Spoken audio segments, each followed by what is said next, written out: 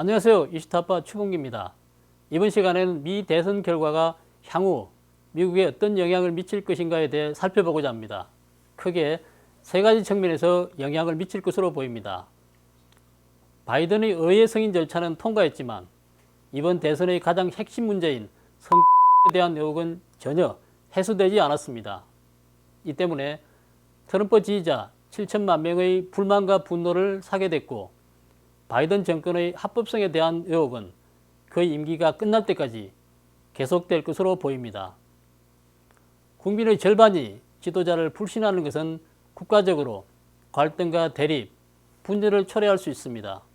그렇게 되면 미국은 하나로 뭉칠 수 없게 되고 미국의 국력은 내부 갈등과 싸움으로 크게 약화될 것입니다. 이것은 중공이 가장 바라는 점입니다. 이번 대선 과정에서 행위와 의심스러운 점들이 많았지만 정치인들의 은폐, 언론의 무시와 편향된 보도, 법원의 심리 거부 등으로 인해 모든 사안에 대한 조사와 진상규명은 이루어지지 않았습니다. 그 결과 불법이 합법으로 둔갑했습니다. 이 점이 이번 대선에서 가장 유감스러운 부분이라고 할 수 있습니다. 또한 소수의 권력 집단이 선거를 통해 특정 인물을 당선시켜 정권을 차지하도록 했다는 점입니다. 이것은 헌법이 보장하는 미국 국민들의 선거권과 참정권을 빼앗는 겁니다. 이번 선거는 지난 240여 년간 이어온 미국의 헌정과 민주주의를 실종시켰고 선거에 대한 국민의 믿음도 흔들릴 수밖에 없을 것입니다. 자유민주 체제가 공산주의와 사회주의 공격에 매우 취약해 보이는 것은 사실입니다. 일례로 중공은 대만에서 친중공 정당, 친중공 매체 등의 지시에 정당의 자유와 언론의 자유라는 이름으로 대만에 오송 홍기를 곳곳에 꽂고 여론을 조작하며 대만인을 위협하고 대만의 자유와 민주주의를 파괴해 왔습니다. 민주주의 기치하에 민주주의를 파괴하고 자유의 기치하에 자유를 공격하는 이런 수법은 중국 공산당이 가장 잘하는 수법입니다. 대만 정부도 한동안 이 수법에 속수무책으로 당했습니다. 미국에서는 극자 세력이 미국 선거에 개입하고 좌파 매체를 동원해 국민들에게 선거 결과를 인정하도록 강요하고 있습니다. 이 또한 민주주의의 기치하에 민주주의를 파괴하고 언론 자유의 기치하에 언론 자유를 공격하는 수법으로 헌정과 민주에 대한 국민의 믿음을 흔들고 있습니다. 만약 부정한 방법으로 선거에서 당선되는 일이 발생한다면 여러분은 이 점을 자녀들에게 어떻게 설명하시겠습니까? 나아가 언론과 정치인이 함께 나서서 사전에 어떤 조치를 하고 비정상적인 데이터를 합리적이고 정상적인 것이라고 강변한다면 사람들은 과연 어떤 것이 옳고 그런지 판단할 수 있겠습니까?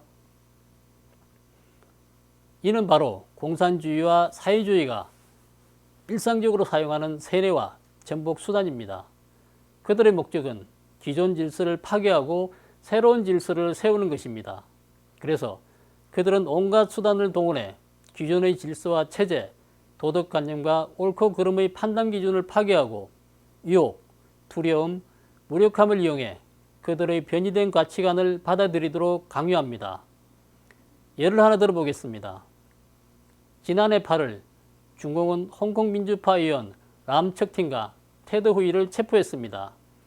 체포 사유는 이들이 2019년 백색 테러 사건에 참여하고 선동한 혐의가 있다는 것입니다.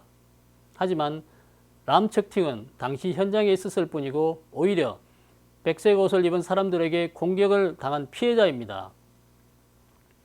이처럼 사슴을 가리키며 말이라고 우기는 것은 홍콩인들의 도덕적 마지노선을 무너뜨리고 흑백을 전도하기 위해 공포 분위기를 조장하는 수법입니다. 미국의 극좌파도 마찬가지입니다. 그들은 행위로 얼룩진 선거 결과를 믿도록 강요하고 도덕적 가치와 옳고 그름을 뒤바뀌게 하여 사람들이 사회주의 통제를 좀 더 쉽게 받아들이게끔 합니다. 이상에서 살펴본 바와 같이 이 세 가지 부정적인 영향을 우려하지 않을 수 없습니다. 하지만 이번 대선에서 가장 크게 우려되는 점은 선거의 실체를 제대로 규명하지 못해 미국이 자랑하는 민주주의 체제, 공산주의 붉은 그림자가 짙게 드리워져 있다는 점입니다. 그러나 이번 대선을 다른 각도에서 보면 우리에게 중요한 깨우침을 주는 것 같습니다. 이번 대선은 마치 전 세계인을 대상으로 시험을 하는 것 같습니다. 사람들이 선과 악, 옳고 그름, 흑과 백 사이에서 어떤 선택을 했는지, 누가 이 험난한 세상에 양심과 도덕을 지켰는지, 그리고 누가 도덕과 양심을 포기했는지를 똑똑히 볼 수 있게 했다고 생각합니다. 옛말에 선과 악에는 보응이 따른다는 말이 있습니다. 우리가 이번 대선 과정에서 선과 악 중에서 하나를 선택했다면 우리는 그에 상응하는 보응을 받게 될 것입니다.